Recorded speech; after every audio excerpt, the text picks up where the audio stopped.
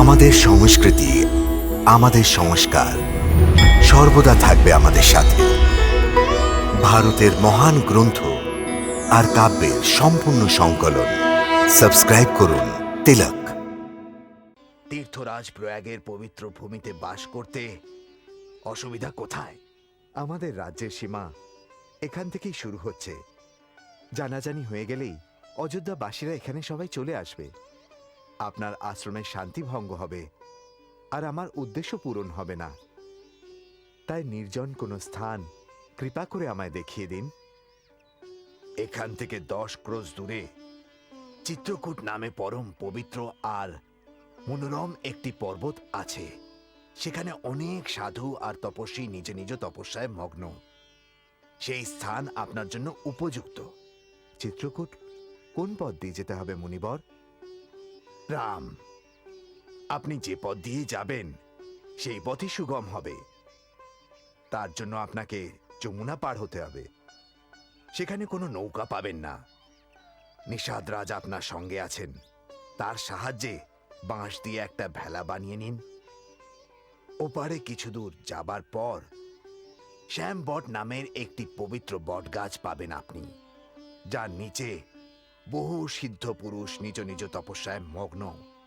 তাদের দেখা যায় না। তাদের প্রণাম আশীর্বাদ অবশ্যই নিয়ে নেবেন। সেখান থেকেই আপনি চিত্রকূটের পথ পাবেন। রাম, তোমার বনবাস জগতের জন্য কল্যাণকারী প্রমাণিত হোক। আমি পিতার মতো সর্বদা তোমার কল্যাণ কামনায় মগ্ন থাকব। যথা আজ্ঞা মুনিবর।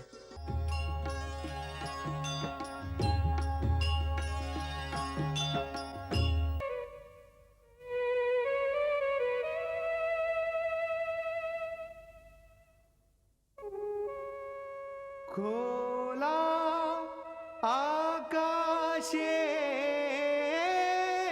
নিচে মা সীতা অনুজ সহ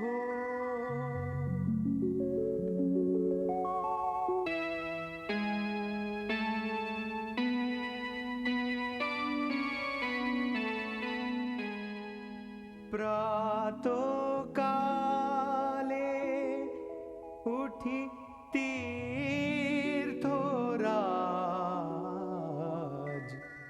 প্রয়াগের উদ্দেশ্যে চলিল রঘুনাথ।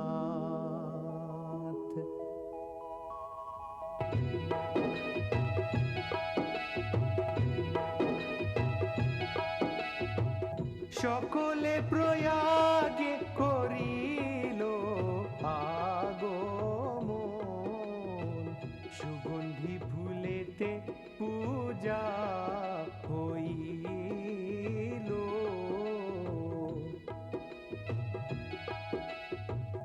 এরূপ পুণ্য ক্ষেত্র রঘুবীর হেরিল, তাহাতে সে অতি প্রসন্ন হইল।